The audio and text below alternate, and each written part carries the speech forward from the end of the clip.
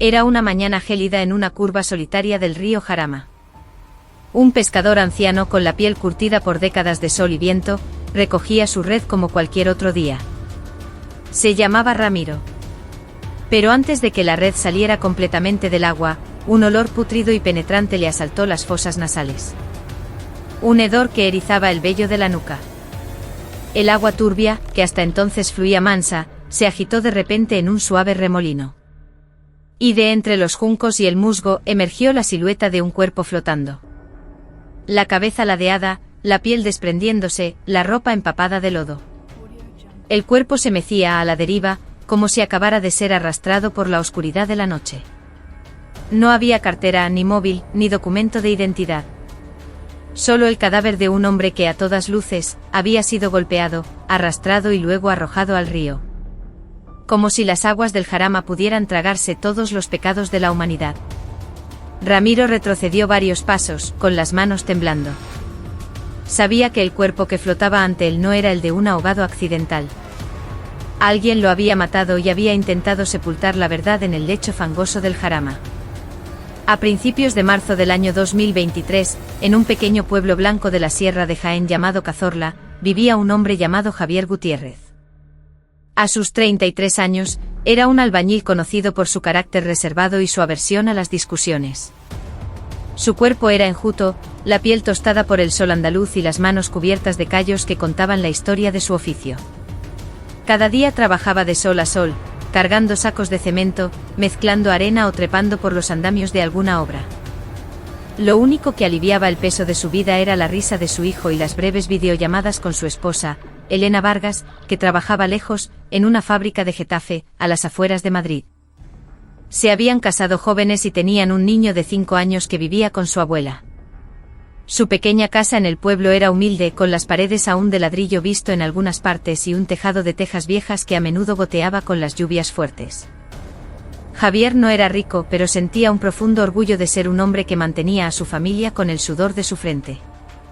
Mientras mi mujer y mi hijo estén bien, a mí no me importa el cansancio, le decía a menudo a su madre, Isabel, una mujer mayor cuya vida giraba en torno a su pequeño huerto, la comida caliente y su único nieto. Sin embargo, en los últimos meses, el rostro de Javier se había ensombrecido. Por las noches se sentaba en el porche con la mirada perdida en la oscuridad, como si algo le oprimiera el pecho. Su hijo, con la inocencia de sus 5 años, le preguntaba a menudo, «Papá, ¿por qué estás siempre tan callado?». Pero Javier se limitaba a acariciarle la cabeza con una sonrisa apenas esbozada. En un pueblo como Cazorla, los rumores viajan más rápido que el viento. Algunos vecinos empezaron a oír a Javier quejarse en voz baja de que cada vez era más difícil contactar con su mujer. Elena, que antes era un torrente de mensajes y llamadas, de repente respondía con monosílabos fríos y distantes. A veces aparecía en línea en WhatsApp, pero no contestaba. Otras, el teléfono sonaba un par de veces y se cortaba. Una noche, mientras Javier hablaba con ella, escuchó una voz masculina de fondo, muy tenue, como si alguien estuviera conversando con Elena. Él le preguntó quién era. Ella apresuradamente respondió, un compañero de trabajo, solo preguntaba por el turno de mañana, y colgó sin más. Desde esa noche la inquietud se instaló en el corazón de Javier. Era como llevar una piedra en el pecho que pesaba más con cada día que pasaba. El 10 de marzo, después de un almuerzo sencillo de pan con aceite y un trozo de chorizo, Javier se sentó frente a su madre. Su rostro reflejaba la duda, pero su mirada era firme. «Mamá, me voy a Getafe».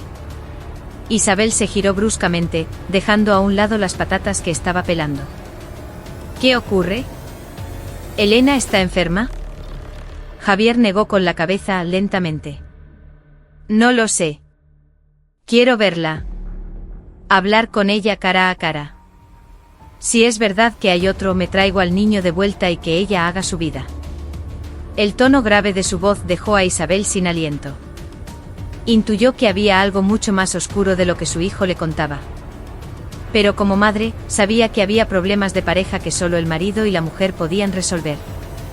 Le preparó una pequeña mochila, 2 camisas limpias, una chaqueta fina y un cepillo de dientes. Javier guardó un fajo de billetes, 500 euros, los pequeños ahorros de varios meses de trabajo. Esto es para ella por si de verdad lo necesita, dijo en voz baja antes de salir. Su hijo se aferró a su pantalón con fuerza. Papá, no tardes, ¿vale? Javier sonrió, tratando de ocultar su ansiedad. Vuelvo pronto, campeón. Papá solo va a buscar a mamá. Esa misma tarde en la estación de autobuses de Jaén, subió a un autocar nocturno con destino a la estación sur de Madrid. El largo viaje a través de la noche le dio demasiado tiempo para pensar. Repasaba en su mente su última conversación, el tono de voz de Elena, las pausas extrañas al responder, las excusas poco convincentes y sobre todo, aquella voz masculina al otro lado del teléfono. En el autobús, sentado en el último asiento, abrazaba su pequeña mochila. No durmió. Solo miraba por la ventanilla la oscuridad de la carretera, murmurando para sí mismo, ojalá me equivoque. Ojalá todo sea un malentendido. Pero a medida que el autobús devoraba kilómetros, su mal presentimiento se hacía más fuerte, más real. El autocar llegó a la estación sur de autobuses de Madrid casi al anochecer del día siguiente, el 11 de marzo. Las luces de la ciudad se reflejaban en los charcos que había dejado una lluvia reciente. La estación era un hervidero de gente, pero Javier se sentía completamente solo, desorientado. Un taxista, un hombre de unos 50 años con el rostro curtido por el sol y el tabaco, se le acercó. ¿A dónde va, jefe? Javier respondió en voz baja, casi para sí, a Getafe. A la zona de Juan de la Cierva. El taxista asintió. Suba, yo le llevo. Dentro del taxi, Javier observaba las calles oscuras, aferrándose a la correa de su mochila. El corazón le latía con fuerza. De vez en cuando se frotaba la cara, como si quisiera borrar el miedo que le atenazaba desde que salió de su pueblo. Cuando el taxi se desvió por un callejón estrecho cerca de un polígono industrial, Javier tragó saliva. Es por aquí cerca del piso de mi mujer. Claro, respondió el taxista. Por aquí viven muchos currantes de las fábricas. De día hay mucho movimiento, pero por la noche. Es así. Solitario y con un viento que se te mete en los huesos. Javier bajó, pagó la carrera y se quedó solo en la entrada de la calle, bajo la luz mortecina de una farola. Respiró hondo. A lo lejos se veían varios bloques de pisos idénticos de ladrillo visto con paredes finas y puertas de madera barata. En uno de esos pequeños apartamentos vivía Elena. Era el lugar donde esperaba encontrar respuestas. Pero no sabía que esa noche, dentro de ese piso, había alguien más con ella. Y que sus pasos hacia aquel callejón oscuro eran los últimos que daría en su vida. El callejón en el barrio de Juan de la Cierva estaba en silencio esa noche. Solo se oía el silbido del viento al colarse entre los tejados de los bloques. Javier Gutiérrez se detuvo unos segundos, intentando calmar su respiración antes de seguir avanzando. Observó cada portal tratando de recordar la imagen del edificio que su mujer le había enviado hacía un año, un bloque de aspecto descuidado, ventanas pequeñas y una luz tenue en el balcón. Mientras caminaba lentamente, vio a lo lejos una ventana todavía iluminada. Era el piso de Elena. Sus pasos se volvieron más pesados, como si una fuerza invisible intentara detenerle. Detrás de esa puerta, esperaba encontrar a la mujer que echaba de menos, pero su instinto le susurraba que la verdad de esa noche no sería fácil de aceptar. Dentro del pequeño apartamento, Elena Vargas estaba sentada al borde de una cama estrecha, inquieta. Tenía el rostro pálido y la respiración entrecortada. Frente a ella, un hombre de complexión robusta con una camiseta negra, Mateo Torres, compañero de trabajo y el amante que había estado ocultando. Javier podría estar cerca, susurró Elena, con la voz temblorosa. Mateo se apoyó en la pared con la mandíbula tensa. Tranquila. Le diremos que ha sido un malentendido. Si se pone tonto, ya me encargo yo. Elena lo miró con una mezcla de miedo y ansiedad. No quiero problemas, Mateo. Simplemente no estoy preparada para verle.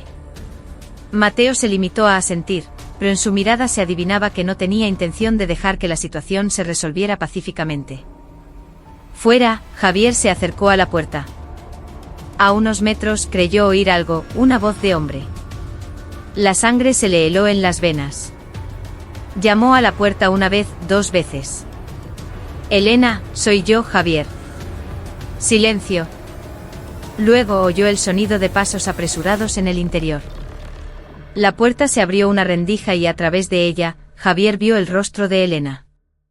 Los ojos de su mujer se abrieron de par en par, llenos de sorpresa y pánico. Javier, ¿qué haces aquí?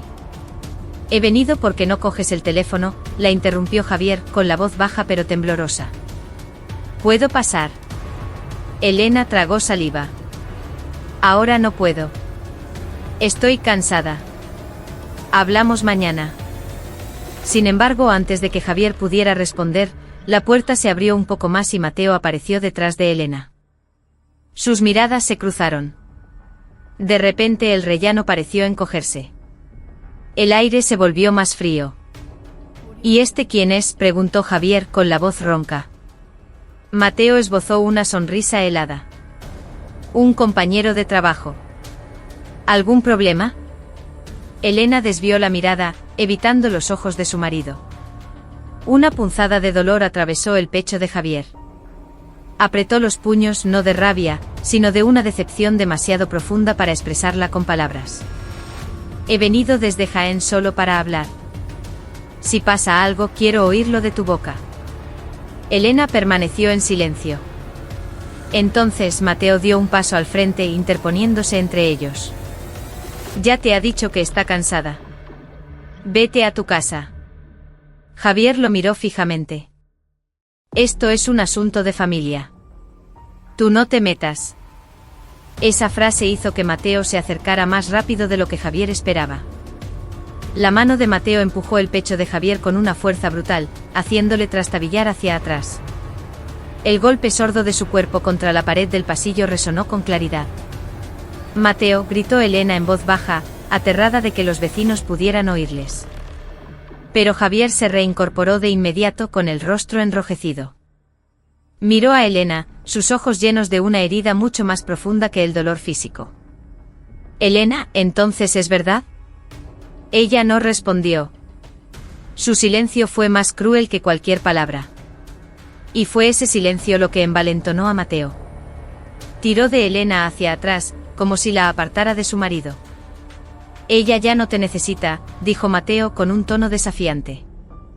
Javier dio un paso adelante con la mano extendida, como si quisiera alcanzar a Elena, no para hacerle daño, sino para suplicarle. Sin embargo, Mateo fue más rápido. Agarró un palo de escoba que estaba apoyado en la pared, de esos que se usan para sujetar la puerta. En un instante lo blandió en el aire. Javier tuvo tiempo de girarse, pero el primer golpe le alcanzó en el hombro, haciendo que su mochila cayera al suelo. El segundo casi le da en la cabeza, pero lo paró con el brazo como pudo. Para Mateo, no, la voz de Elena temblaba, pero la ira de Mateo ya había nublado su juicio. Javier retrocedió tambaleándose, pero intentando mantenerse en pie. No quiero pelear. Solo quiero que mi mujer vuelva conmigo. Esa súplica solo sirvió para enfurecer más a Mateo. Con un movimiento rápido, empujó a Javier hacia el interior del apartamento. Javier tropezó con una silla pequeña y cayó al suelo. Elena gritó, tapándose la boca con las manos temblorosas. Mateo miró a Javier con la respiración agitada. Vienes aquí de noche gritando, montando un escándalo, ¿y ahora quieres llevártela? Javier intentó levantarse, pero Mateo blandió el palo una vez más. Esta vez, el golpe fue certero en un lado de la cabeza. El sonido del impacto resonó en la pequeña habitación. El cuerpo de Javier se tambaleó, sus ojos se quedaron en blanco por un instante y, en cuestión de segundos, se desplomó en el suelo.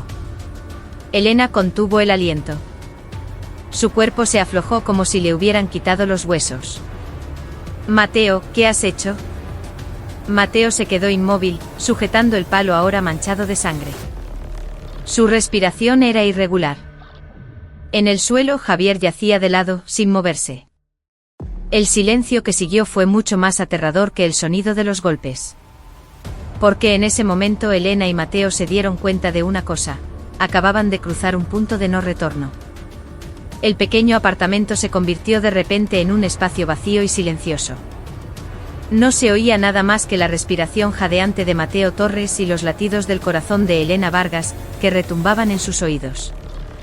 En el suelo, Javier Gutiérrez yacía de costado. Su cuerpo inmóvil. Elena se acercó con las rodillas temblando. Javier, su voz era un susurro ronco casi inaudible. Le tocó el hombro, pero Javier no respondió. No había movimiento en su pecho, no había sonido de respiración. Mateo solo está desmayado, ¿verdad? La voz de Elena empezó a quebrarse, el pánico se apoderaba de ella. Tenemos que llevarlo a un médico, rápido. Mateo no contestó de inmediato. Permanecía rígido, agarrando el palo que ahora goteaba sangre. Sus ojos estaban fijos en el cuerpo inerte, como si él mismo no pudiera creer lo que acababa de suceder. Mateo, gritó Elena, sacudiéndole el brazo. Solo entonces pareció reaccionar, pero no de una forma tranquilizadora. Su rostro se volvió pálido. No se mueve. Yo no quería, él se cayó primero. Tenemos que llamar a la Guardia Civil. Ahora, Elena se tapó la boca, las lágrimas corrían por sus mejillas. Ha sido culpa nuestra, pero tenemos que avisar. Esa frase sacudió a Mateo. Agarró a Elena del brazo y la apartó del cuerpo de Javier. ¿Estás loca? Si llamamos, tú vas a la cárcel y yo también. ¿Quieres que todo termine así? Pero es mi marido, sollozó Elena, al borde de la histeria. Precisamente por eso, espetó Mateo, su rostro a centímetros del de ella. La gente dirá que tú lo planeaste todo. ¿Lo entiendes? Elena se quedó en silencio, su cuerpo vacilaba. Las palabras de Mateo eran como cadenas que aprisionaban su mente. No solo temía la cárcel, temía enfrentarse a su suegra, temía que su hijo lo supiera, temía que todo el pueblo la señalara de por vida. Mateo vio su vacilación y presionó más. Escúchame.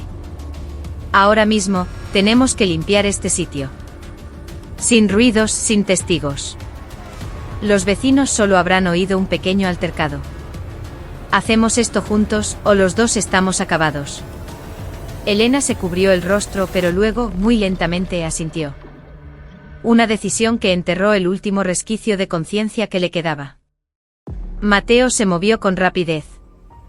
Arrastró el cuerpo de Javier hacia la parte trasera del apartamento, cerca de una pequeña puerta que daba a un patio interior. El cuerpo pesaba, y el esfuerzo le dejaba sin aliento. La sangre goteaba en el suelo, formando un fino reguero. Elena, al suelo, gritó Mateo en voz baja pero con firmeza. Con las manos temblorosas, Elena cogió un cubo y una fregona. Cada vez que el mocho tocaba una mancha roja, sentía náuseas. Sin embargo, siguió frotando una y otra vez, hasta que el suelo de baldosas baratas volvió a parecer limpio. Fuera, el viento soplaba entre los edificios. El callejón seguía desierto. Solo el ladrido lejano de un par de perros abandonados rompía el silencio. Elena miró de reojo el cuerpo de Javier, ahora cubierto con una sábana vieja. Mateo, ¿de verdad está muerto? Mateo se detuvo mientras ataba las muñecas de Javier con una cuerda. La miró fijamente durante unos segundos. Si estuviera vivo, ya se habría despertado. Elena se tapó la boca para ahogar un sollozo. Por Dios, no te derrumbes ahora, dijo Mateo, su voz se había vuelto fría. Tenemos que deshacernos de él. Pocos minutos después, Mateo sacó una gran lona de plástico azul, de las que se usan para cubrir muebles en las obras. La extendió en el suelo y arrastró el cuerpo de Javier sobre ella. Elena ayudó, aunque cada contacto hacía que sus manos temblaran más. Tenemos que darnos prisa. Si alguien nos ve, se acabó. Envolvió el cuerpo firmemente con la lona y lo ató con más cuerda. Elena se quedó de pie, paralizada, mirando el bulto como si fuera una pesadilla materializada. Coge su mochila, ordenó Mateo. Elena recogió la pequeña mochila de Javier que había caído al suelo. La abrió. Los 500 euros dentro de una bolsa de plástico cayeron junto a sus pies. Lo tiraremos todo al río. Así pensarán que le robaron por el camino. ¿Dónde está su móvil?, preguntó Mateo. Elena lo sacó de un cajón. el teléfono que había escondido de su marido durante semanas. Aquí. Mateo lo cogió y lo apagó. Esto también lo hundiré.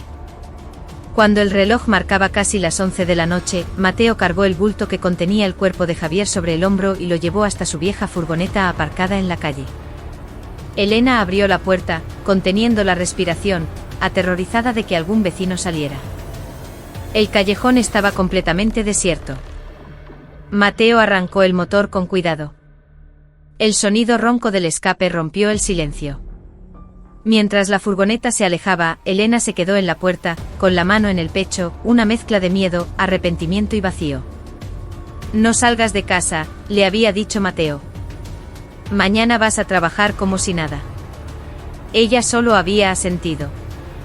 La furgoneta se perdió en la oscuridad de la noche, llevando el cuerpo de su marido hacia la orilla del río Jarama, el lugar donde su secreto sería arrojado, con la esperanza de que la corriente pudiera arrastrar toda la evidencia de su crimen. El río Jarama, esa noche, era una mancha de oscuridad impenetrable. Solo se oía el murmullo del agua y el zumbido lejano de alguna fábrica que aún operaba en el turno de noche. Mateo Torres llegó a la orilla pasadas las 11. Apagó las luces de la furgoneta y bajó por una pequeña pendiente resbaladiza. Arrastró lentamente la lona que envolvía el cuerpo de Javier Gutiérrez. Pesaba como si cargara con un pecado del que no podría desprenderse jamás. Cada paso hacía su respiración más pesada, sus manos más temblorosas. En la penumbra, Mateo miró el bulto durante un largo rato, como si esperara que Javier se levantara y detuviera todo aquello. Pero el cuerpo permaneció inmóvil. Lo siento. Todo esto es porque apareciste de repente, murmuró con la voz quebrada. Pero esas palabras no aliviaron en absoluto su conciencia. Empujó la lona con el pie hasta que rodó un poco hacia la orilla. Luego, con todas sus fuerzas, la empujó al río. Se oyó un chapoteo sordo, y las ondas del agua devoraron la forma humana. Mateo se quedó paralizado hasta que el bulto se perdió de vista, arrastrado lentamente por la corriente. Cuando la última sombra desapareció, arrancó la furgoneta y se fue sin mirar atrás. A la mañana siguiente, Elena Vargas fue a trabajar como si nada hubiera pasado. Tenía el rostro pálido y andaba con paso vacilante, pero se esforzó por mantener una apariencia de normalidad en la fábrica. Sus compañeras pensaron que simplemente estaba cansada. Nadie sabía que la noche anterior había estado limpiando la sangre de su marido del suelo de su apartamento. Sin embargo, no pudo ocultar del todo su nerviosismo. Cada vez que una máquina hacía un ruido fuerte, cada sonido brusco en la nave, Elena daba un respingo, como si una sombra la persiguiera. Mientras tanto, en Cazorla, Isabel esperaba una llamada de su hijo desde que se fue. Su número estaba apagado. Isabel intentó llamar a Elena varias veces, pero la respuesta siempre era la misma: no ha llegado todavía, suegra. Quizás se detuvo en algún sitio. El tono de su voz era extraño, como si se forzara a sonar tranquila. Pasaron los días sin noticias e Isabel, angustiada, denunció la desaparición en el cuartel de la Guardia Civil del pueblo. Desde allí la información se transmitió a la Comandancia de Madrid. El 18 de marzo, 2 agentes de la Policía Judicial de la Guardia Civil se presentaron en el barrio donde vivía Elena. Llamaron a su puerta cortésmente. Buenos días. Recibimos una denuncia de desaparición de su marido. Su familia le está buscando. Quisiéramos hacerle unas preguntas. Elena abrió la puerta, con la mano temblando ligeramente. Forzó una sonrisa. Sí, pasen. Yo también estoy muy preocupada. Me dijo que venía para acá, pero nunca llegó. No he tenido ninguna noticia suya. ¿Ninguna comunicación en absoluto?, preguntó uno de los agentes. Elena negó con la cabeza, el corazón le martilleaba en el pecho. No, ninguna. Los agentes examinaron el pequeño apartamento con la mirada. Estrecho, ordenado. No había nada fuera de lo normal a simple vista. ¿Podemos echar un vistazo? Elena se sobresaltó. Sí, claro. Dentro, los agentes observaron el suelo, las paredes, los rincones. No había manchas sospechosas. Todo parecía limpio. demasiado limpio para el apartamento de una trabajadora de fábrica. Uno de los agentes, el sargento Morales, asintió levemente a su compañero, el cabo Díaz, una pequeña señal de que algo no cuadraba. Señora Vargas, ¿estuvo usted trabajando la noche del 11 de marzo?, preguntó Morales mientras tomaba notas. Elena tragó saliva. Sí, tenía el turno de noche. Sin embargo, cuando la Guardia Civil lo confirmó con el Departamento de Recursos Humanos de la fábrica, surgió otro dato. La noche de los hechos, Elena Vargas había pedido salir a mitad de turno, alegando que se encontraba mal. Esa incongruencia encendió las alarmas de los investigadores. Pocos días después, el río Jarama devolvió el secreto que Mateo creía haber hundido para siempre. Un pescador encontró un cuerpo flotando en la orilla. Estaba hinchado, el rostro desfigurado, pero la ropa y los rasgos físicos apuntaban a una única posibilidad: el hombre era Javier Gutiérrez. Los agentes acordonaron la zona, tomaron muestras y levantaron el cadáver con cuidado. En la autopsia preliminar, el forense observó una herida en la cabeza que era claramente producto de un golpe con un objeto contundente. Esto no es un ahogamiento, dijo uno de los investigadores con voz firme. Esto es un asesinato. De repente Elena se convirtió en la principal sospechosa. Esa misma tarde la Guardia Civil volvió a su apartamento. Esta vez, su tono era más serio. Señora Vargas, necesitamos que nos acompañe al cuartel. Hay novedades sobre su marido. Elena sintió que las piernas le fallaban. Supo en ese instante que el día que tanto temía había llegado, aunque nunca imaginó que sería tan pronto. Durante el trayecto en el coche patrulla, las imágenes de su marido vivo, sonriendo, pidiéndole perdón cada vez que llegaba tarde, no dejaban de aparecer en su mente. Cerró los ojos conteniendo las lágrimas que amenazaban con estallar. La farsa ya no podía salvarla. La sala de interrogatorios de la comandancia de la Guardia Civil era fría y silenciosa. Solo había una mesa de metal, 2 sillas y una luz blanca que iluminaba directamente el rostro de Elena Vargas. Estaba sentada con las manos entrelazadas, los dedos húmedos de sudor. Frente a ella, el sargento Morales y el cabo Díaz abrían una carpeta con movimientos tranquilos pero cargados de presión. Elena, comenzó Morales, mirándola fijamente a los ojos. Antes de empezar, quiero que sepa que el cadáver encontrado hoy en el río Jarama, con toda probabilidad, es el de su marido. Elena se estremeció. La respiración se le cortó por un instante. Se mordió el labio hasta que se quedó blanco. Estamos esperando la identificación definitiva, continuó Morales, pero por la ropa y la complexión, es casi imposible que sea otra persona. Elena bajó la cabeza, sus hombros temblaban levemente. Sin embargo, no lloró, solo sintió un miedo que le oprimía el pecho. El cabo Díaz abrió su cuaderno. Empecemos por algo sencillo. Usted dijo que su marido no llegó a Getafe. Es correcto. Elena asintió débilmente. Pero tenemos un testigo, un taxista, que vio a un hombre con la descripción de su marido bajar en la estación sur y que lo trajo hasta este mismo barrio, justo a la entrada de su calle. Elena tragó saliva. El corazón le latía desbocado. ¿Por qué dijo que no había llegado, si estaba en la puerta de su casa?, insistió Díaz. Elena intentó hablar, pero la voz se le quebró. Yo no lo sé, señor. Quizás se equivocó de dirección. Morales deslizó una fotografía sobre la mesa. Era la imagen borrosa de una cámara de seguridad que mostraba a un hombre con una pequeña mochila entrando en su calle. Esto es a las 10 de la noche aproximadamente. Y este hombre es idéntico a su marido. Elena se tapó la boca. Las lágrimas por fin cayeron. Señor, de verdad que yo no lo vi esa noche. Morales se inclinó hacia adelante. Su voz era más baja, pero más afilada. Elena, hemos comprobado su horario en la fábrica. Esa noche usted no trabajó el turno completo. Se fue a mitad de jornada. Elena se quedó helada. Díaz añadió, entonces, ¿qué nos dijo que estaba en el turno de noche? No hubo respuesta.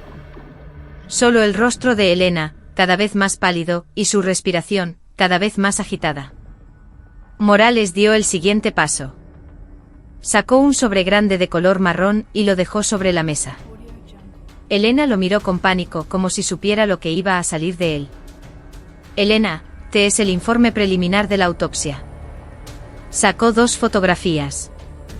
La primera mostraba el golpe en la cabeza de Javier, una herida profunda y brutal.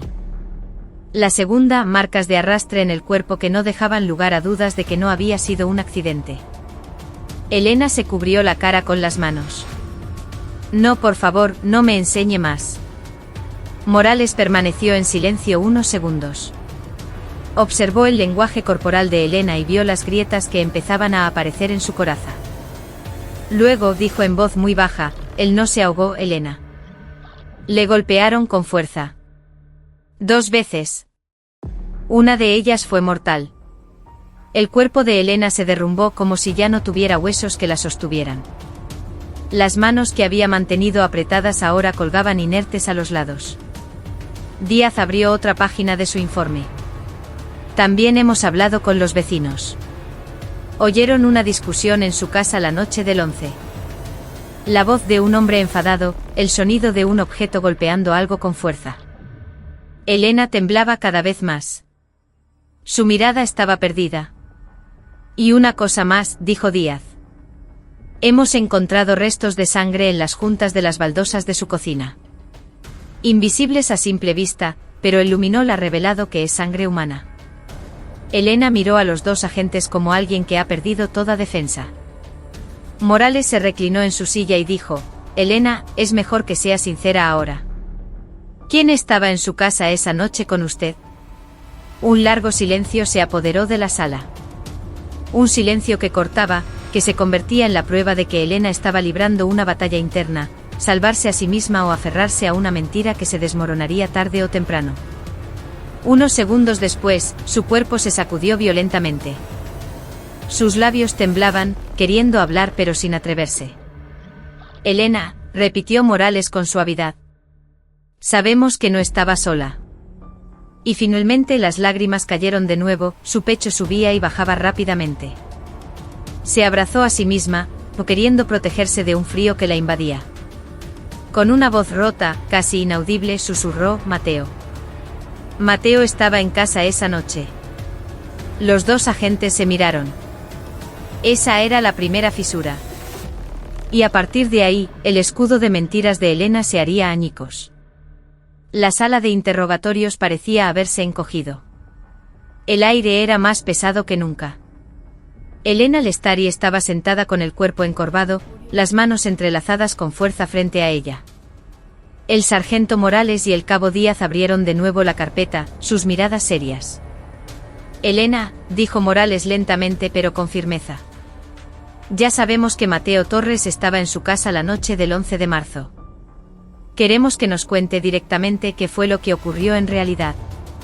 Elena cerró los ojos un instante como si se obligara a recordar algo a lo que no quería enfrentarse nunca más. Cuando los abrió, su mirada estaba llena de terror. Él solo vino a cenar, susurró. No esperaba que Javier apareciera de repente. Sabemos que Javier llegó, la interrumpió Díaz. Tenemos al taxista que lo trajo hasta su calle. ¿Por qué nos dijo que su marido no había venido esa noche? Elena se quedó en silencio. Sus labios se entreabrieron, pero no salió ningún sonido. Estaba atrapada entre la mentira y una realidad que finalmente exigía ser confesada. Morales sacó la foto de la cámara de seguridad. Esto es a las 10:02. Es idéntico a su marido. No nos diga que no sabe nada. El cuerpo de Elena temblaba. Intentó calmar su respiración, pero su voz seguía temblando cuando dijo, yo no quería ver a Javier esa noche. ¿Por qué?, preguntó Morales bruscamente. Elena bajó la cabeza. Tenía miedo de que se enfadara porque Mateo estaba en casa. Los investigadores se miraron. Entonces, es cierto. Mateo y Javier se encontraron esa noche. Elena asintió lentamente, las lágrimas comenzaron a caer sin que se diera cuenta. Javier entró enfadado. Preguntó quién era Mateo. Me obligó a hablar. Mateo no aceptó la forma en que Javier me habló. Díaz se inclinó hacia adelante. ¿Qué hizo Mateo? Elena se abrazó como si quisiera ocultar la culpa que le oprimía el pecho. Mateo empujó a Javier. Discutieron. Javier cayó pero se levantó e intentó acercarse a mí. Mateo se enfureció.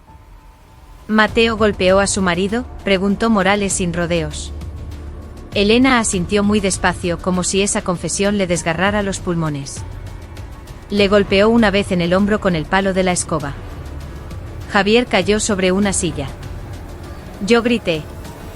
Pero Mateo no se detuvo. Dijo que Javier lo contaría todo si lo dejaba ir. Morales sacó la segunda foto, la de la herida en la cabeza de Javier. Este golpe en la cabeza fue de Mateo, ¿verdad? Elena se cubrió la cara. Su voz se rompió. Sí. Cogió el palo que estaba cerca de la puerta y le golpeó. Con fuerza. Después de eso Javier aún respiraba, pero muy débilmente. Y después, presionó Díaz. Elena secó sus lágrimas una y otra vez, pero sus sollozos se hicieron más fuertes. Mateo le golpeó una vez más, justo en la cabeza. Después de eso Javier ya no se movió. La habitación se quedó en un silencio sepulcral. Nadie habló durante varios segundos. Finalmente Morales dijo, después de que Javier quedara inconsciente, ¿qué hicieron? Mateo me dijo que limpiara la sangre. Dijo que el suelo tenía que estar limpio sin ningún rastro.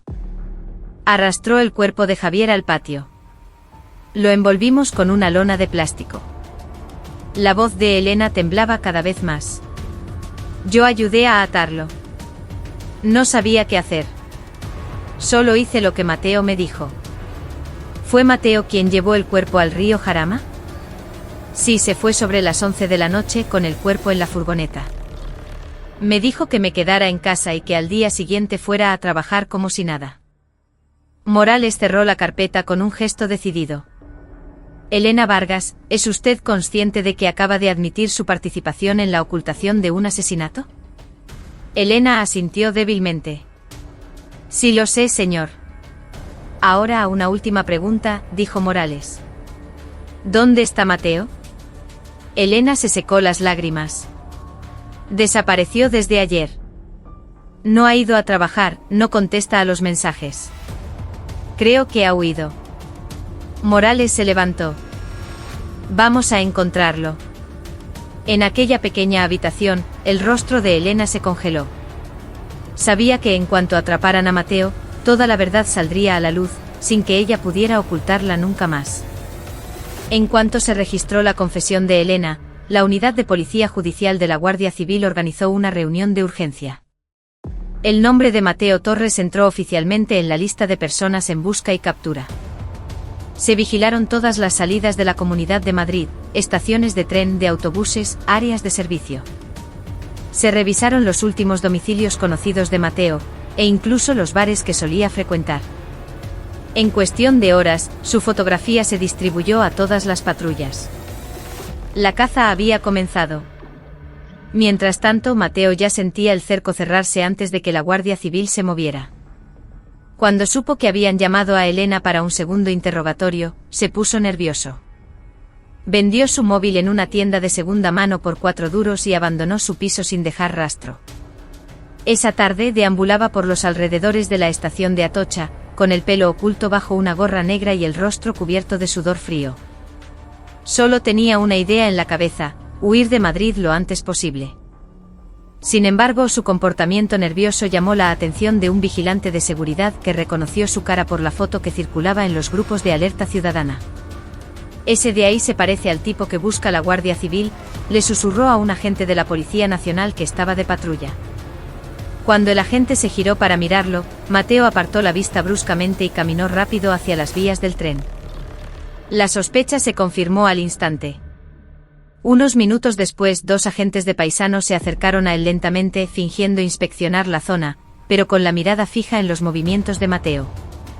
Él se puso cada vez más nervioso. Agachó la cabeza abrazando la pequeña mochila con su ropa, e intentó colarse en la cola para un tren con destino a Andalucía. «¡Alto!», gritó uno de los agentes.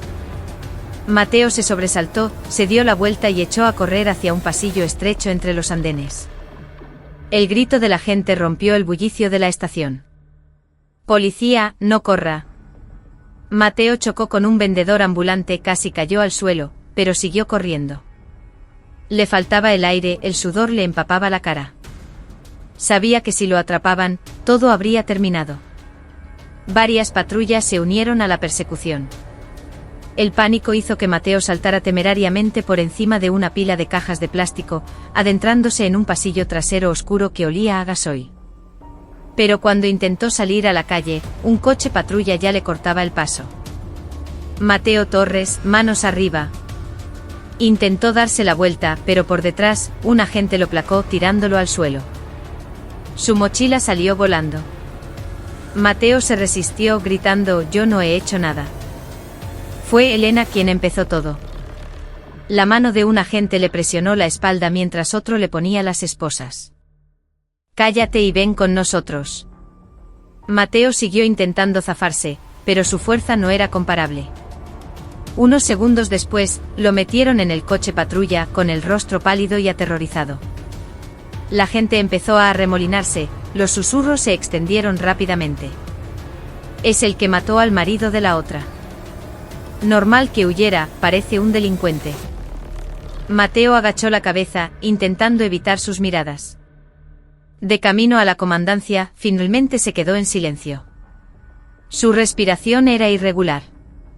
Miró las esposas en sus muñecas, frías y pesadas, como el punto final a todas las mentiras que había construido. Cuando el coche se detuvo en el patio, varios investigadores ya esperaban, entre ellos el sargento Morales y el cabo Díaz. En cuanto se abrió la puerta, Mateo gritó: «Yo no lo maté. Fue un accidente, solo me defendí». Pero Morales no se inmutó. Se acercó y lo miró sin parpadear. «Podrá explicarlo dentro. Ahora, camine». Lo condujeron a la sala de interrogatorios. El olor a sudor se mezclaba con el aroma a miedo que impregnaba la habitación. En cuanto se sentó, empezó a hablar rápidamente con voz entrecortada: «No quería matarlo. Solo entré en pánico. Si Javier llamaba a la policía, yo estaba perdido. Y Elena también. Ella me dijo que su marido era un violento». «Ella». Morales golpeó la mesa con fuerza. Mateo se cayó de golpe. «Ya hemos oído la versión de Elena. Todo. Ahora es tu turno de decir la verdad». Mateo miró la mesa, sus hombros se hundieron, y en ese instante, todas sus defensas comenzaron a resquebrajarse. Sabía que ya no tenía dónde esconderse. Fuera, la noche comenzaba a caer, pero dentro de aquella comandancia, la verdad apenas empezaba a salir a la luz, y para Mateo, ya no había vuelta atrás. La sala de interrogatorios ahora solo contenía a 3 personas: Mateo Torres, el sargento Morales y el cabo Díaz. La luz blanca iluminaba el rostro de Mateo, demacrado con el pelo revuelto. El sudor le corría por las sienes. Le habían quitado las esposas, pero sus manos seguían temblando, como si el recuerdo de aquella noche lo golpeara de nuevo con toda su fuerza. Morales abrió una gruesa carpeta y lo miró con frialdad. «Mateo. Vamos a empezar desde el principio. Tenemos 2 versiones de la historia, la tuya y la de Elena Vargas. Ahora queremos saber cuál es la verdad». Mateo se frotó la cara con brusquedad y luego respiró hondo. «Señor, no quiero mentir. Pero ella oculta muchas cosas». Díaz lo interrumpió al instante: «Deja de culpar a otros si quieres que tu condena sea más leve. Habla. Cada detalle lo cotejaremos con las pruebas». Mateo tragó saliva. Cuando empezó a hablar, su voz era ronca, como si hubiera contenido un grito durante días. «Esa noche yo estaba en casa de Elena. Fui porque me dijo que necesitaba compañía. Me dijo que Javier la acosaba por teléfono, que la amenazaba. Pensé que necesitaba protección». Morales escuchaba sin expresar ninguna emoción. Continúa. Sobre las 10, llamaron a la puerta con fuerza. Elena entró en pánico. Le dije que no abriera, pero Javier gritaba desde fuera, decía su nombre. Su voz sonaba muy enfadada. Mateo se frotó la nuca nervioso. Elena me dijo que tenía miedo. Yo solo quería ayudarla.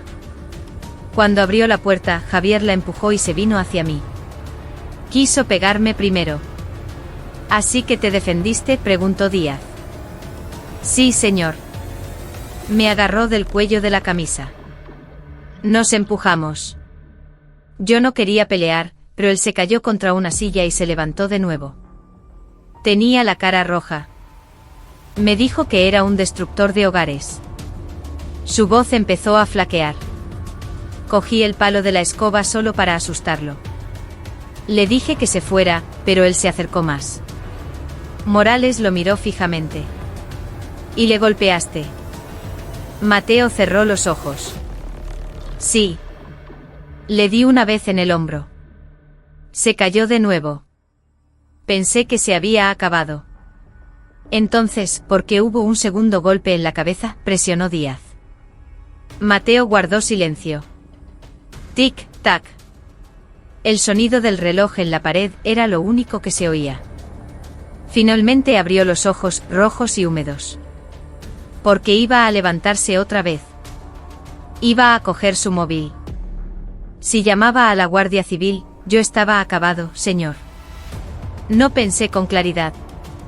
Entré en pánico. Elena gritaba. Pensé que si él denunciaba, mi vida se terminaba. Morales golpeó la mesa suavemente con un tono helado. La vida de Javier se terminó por tu golpe. Mateo agachó la cabeza profundamente. Después de unos minutos, Díaz continuó con el interrogatorio. Elena dice que tú lo organizaste todo. Que le ordenaste limpiar la sangre. Que envolviste el cuerpo. Que lo llevaste al río. Mateo levantó la cara. Señor, no, eso no es verdad. Elena también participó. Me ayudó a limpiar. Tenía miedo. No quería que los vecinos se enteraran. ¿Quién decidió llevar el cuerpo al río, Mateo? ¿Tú o Elena?, preguntó Morales. Mateo guardó un largo silencio. Solo se oía su respiración irregular. Fui yo, admitió finalmente. Yo dije que teníamos que deshacernos del cuerpo. Elena dijo que no podía, pero aún así me ayudó a limpiar la casa. Tú llevaste el cuerpo en la furgoneta, constató Morales. Sí, lo llevé yo solo. Elena se quedó en casa. ¿Por qué elegiste el río Jarama? Mateo se encogió de hombros débilmente. Paso a menudo por ahí cuando vuelvo tarde a casa.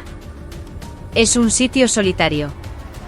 Pensé que la corriente sería lo bastante fuerte para llevárselo. Morales suspiró profundamente. Y tiraste la mochila de Javier también. Mateo asintió. Para que pareciera que le habían robado en la calle. Pasaron varios minutos de silencio. Mateo miraba la mesa, su rostro lleno de arrepentimiento, pero también de miedo. Luego dijo en voz baja, Señor, Elena también tiene la culpa, pero no es una mala persona. Se asustó. Ella no me pidió que matara a su marido. Díaz miró a Morales. Así que, según tú, ¿fue un accidente? Un accidente que yo provoqué, respondió Mateo con amargura. No planeé nada. No odiaba a Javier. Simplemente perdí el control. Morales cerró la carpeta de golpe. El sonido hizo que Mateo se sobresaltara. Mateo Torres, dijo Morales con firmeza. Tu confesión ha sido registrada y todas las pruebas apuntan claramente en tu contra. Has cometido un asesinato y has intentado ocultar las pruebas. Ya no hay forma de escapar. Mateo se mesó el pelo. Su cuerpo se desplomó contra el respaldo de la silla, como si hubiera perdido todas sus fuerzas. Fuera de la sala, resonaron los pasos de otros agentes. Y Mateo supo que esa noche no solo era el final de sus mentiras, sino el principio de un castigo del que ya no podría huir. La mañana siguiente la sala de interrogatorios de la comandancia parecía más tensa que nunca. Se habían colocado dos sillas una frente a la otra, separadas por una pequeña mesa. Elena Vargas estaba sentada en un lado con el rostro pálido y los ojos hinchados. En el otro, Mateo Torres, con las manos esposadas, miraba a todas partes menos a ella. El sargento Morales y el cabo Díaz estaban de pie en el centro de la habitación. Era la sesión de confrontación. Los investigadores querían unificar las dos versiones de los hechos, que no encajaban del todo. Morales comenzó con voz firme: «Vamos a reuniros para aclarar lo que realmente ocurrió esa noche. Responded con la verdad. Cada mentira se contrastará con las pruebas que tenemos». Elena bajó la cabeza, retorciéndose las manos. Mateo suspiró profundamente, nervioso. «Primero», dijo Morales, «queremos confirmar vuestra relación antes del incidente. ¿Erais cercanos?». Mateo respondió sin dudar: «Sí, señor, éramos cercanos». Elena cerró los ojos un instante y luego asintió lentamente. No había orgullo ni justificación en su rostro, solo vergüenza y arrepentimiento.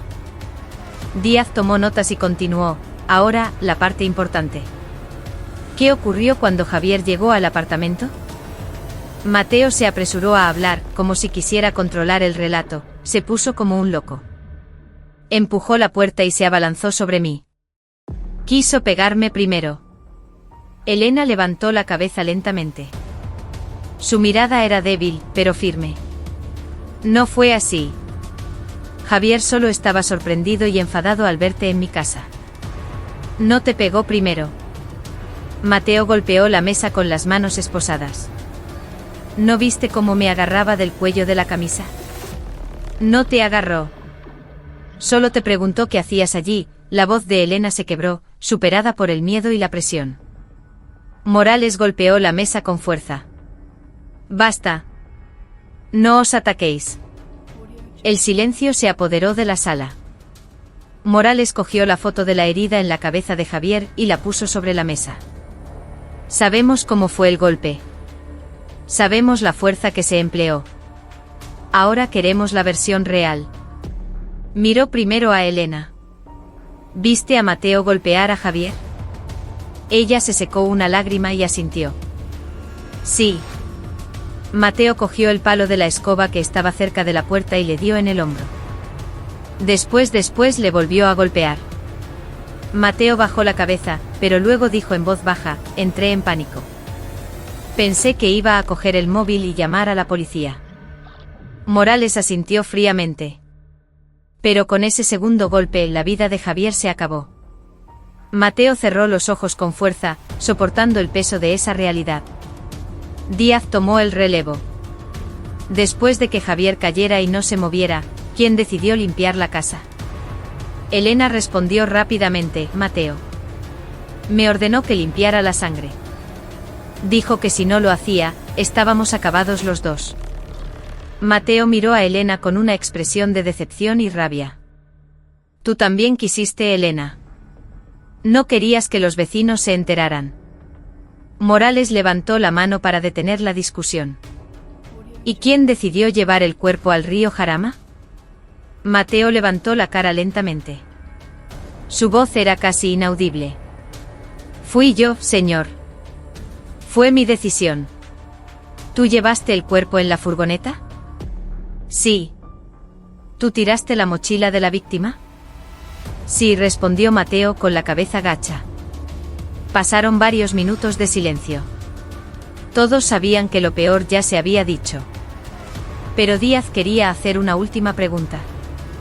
Cuando Javier cayó y aún respiraba, ¿por qué no lo llevasteis a un hospital o pedisteis ayuda? Elena rompió a llorar. «Tenía miedo. Tenía miedo de que mi familia se enterara de mi relación con Mateo. Tenía miedo de perder a mi hijo». Mateo miró al suelo. Su voz era ronca. «Yo también tuve miedo. Pensé que si Javier vivía y denunciaba, mi futuro se acababa. Yo no pensé con claridad». Díaz asintió lentamente. El miedo de ambos acabó con una vida. Morales se puso de pie, mirando a los dos con severidad. «Vuestras declaraciones ahora coinciden con las pruebas físicas, las grabaciones de las cámaras y el informe de la autopsia». Hizo una pausa antes de pronunciar la última frase. Desde hoy, ambos estáis formalmente acusados de asesinato y ocultación de pruebas. El proceso judicial seguirá su curso. Ya no hay nada que podáis ocultar. Elena lloró desconsoladamente. Su cuerpo se sacudió. Mateo se cubrió la cara con las manos, ahogado en un miedo tardío. Y la habitación se congeló con dos personas que una vez buscaron consuelo la una en la otra, ahora hundidas juntas en la oscuridad del pecado que habían creado. Esa mañana, un cielo gris plomizo cubría la ciudad de Madrid. En la entrada de la audiencia provincial, decenas de personas se habían congregado. Algunos eran periodistas, otros vecinos que habían seguido el caso desde el principio. Dos furgones de la Guardia Civil se detuvieron frente a la escalinata del edificio. Las puertas metálicas se abrieron y dos figuras descendieron con paso pesado: Mateo Torres, con el rostro pálido y demacrado, y Elena Vargas, mucho más delgada que cuando fue arrestada. Llevaban las manos esposadas, pero lo que más les oprimía no era el metal, sino la culpa, el miedo y un futuro destruido. Los agentes los condujeron al interior de la sala de vistas. Estaba llena, pero reinaba un silencio de luto. En la primera fila, la madre de Javier, Isabel, estaba sentada, una mujer de mediana edad con el rostro endurecido por un dolor insondable. En su regazo sostenía con fuerza una foto de Javier, su único hijo, el pilar de su familia. Cuando Elena entró en la sala, su mirada se posó inmediatamente en esa foto. Intentó levantar la vista, pero una ola de remordimiento la venció. El tribunal entró. Comenzó la sesión. El fiscal se levantó y leyó la acusación con una voz clara y firme, como si cada palabra fuera un martillo que destrozaba, poco a poco, las defensas de los acusados. El acusado Mateo Torres es imputado por un delito de asesinato con alevosía. El acusado golpeó a la víctima 2 veces con un objeto contundente, causando una herida fatal que acabó con su vida. Posteriormente, el acusado transportó el cuerpo de la víctima en una furgoneta y lo arrojó al río Jarama para ocultar las pruebas. Mateo agachó la cabeza, sus hombros temblaban a pesar de sus esfuerzos por contenerse. El fiscal continuó: la acusada Elena Vargas, como esposa de la víctima, fue testigo de la agresión, pero no intentó detenerla. Es más, ayudó a limpiar la sangre, a deshacerse de las pruebas y a encubrir la presencia de la víctima la noche de los hechos. Un murmullo de incredulidad recorrió la sala. El juez concedió la palabra a los acusados para su alegato final. Elena se levantó primero. Su voz era débil, cada palabra estaba impregnada de vergüenza y desesperación. Yo no tengo excusas para justificar lo que hice. Me equivoqué. Elegí el camino incorrecto. Traicioné a mi marido, traicioné a mi hijo. Y al final, participé en la destrucción de la vida de alguien que siempre me trató bien. Se detuvo para contener un sollozo. Si hubiera tenido el valor de parar, de denunciar, de decir la verdad, quizás Javier seguiría vivo hoy. La sala quedó en completo silencio. Solo quiero decir una cosa a la madre y a la familia de Javier. Lo siento. Y nunca dejaré de sentirlo. Volvió a sentarse, su cuerpo flácido como el de una marioneta sin hilos. A continuación, se levantó Mateo. Miró al juez, luego a la foto de Javier y finalmente al suelo. Nunca he estado orgulloso de lo que hice. Tampoco soy una persona fuerte. En ese momento entré en pánico. Tuve miedo. No pensé con claridad. Pero eso no es una excusa. Le golpeé 2 veces. Y sé que el segundo golpe fue el que acabó con su vida. Su respiración era pesada, casi entrecortada. Si pudiera volver atrás, preferiría huir, o confesar, o cualquier cosa.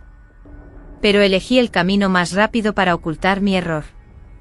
Y eso me convirtió en alguien mucho peor de lo que jamás imaginé. Se quedó callado. Cerró los ojos. No pido perdón para que me absuelvan. Solo espero que la familia de la víctima pueda encontrar un poco de paz después de esto. El tribunal se retiró a deliberar. Minutos después, el presidente del tribunal volvió a su asiento y golpeó el mazo. La sala contuvo el aliento. Tras considerar todas las pruebas, los testimonios y los hechos probados, este tribunal dicta la siguiente sentencia. Todos contuvieron la respiración. Para el acusado Mateo Torres, el tribunal impone una pena de prisión permanente revisable. Mateo agachó la cabeza, sus ojos se llenaron de lágrimas que cayeron sin que pudiera contenerlas. Para la acusada Elena Vargas, el tribunal impone una pena de 20 años de prisión. Elena se llevó las manos a la cara. Un sonido ahogado salió de su boca, mitad llanto, mitad grito sofocado. No lloraba por la condena, sino porque toda su vida, el futuro de su hijo y todos los errores que había ocultado, finalmente, le habían cerrado el camino de vuelta. Su mirada se cruzó por un instante con la de Isabel. Una mirada llena de dolor, la de una mujer que lo había perdido todo, pero que aún era capaz de contener su rabia. Esa mirada fue más dolorosa que cualquier castigo. El mazo sonó por última vez. La sesión se dio por concluida. Mientras los dos acusados eran escoltados fuera, el sol del mediodía comenzó a asomar entre las nubes. Pero para ellos el mundo se había oscurecido desde aquella noche en que se adentraron en el camino de la traición y el miedo. Javier, un hombre sencillo que solo quería arreglar su matrimonio, perdió la vida no a manos de un enemigo, ni de un ladrón, sino de las personas que debían ser su hogar. Y así es como funciona la vida, una decisión equivocada, seguida de otra, puede convertir a gente corriente en los protagonistas de una tragedia y transformar una familia en un montón de escombros de tristeza. El caso se cerró con una dura lección: la lealtad no es solo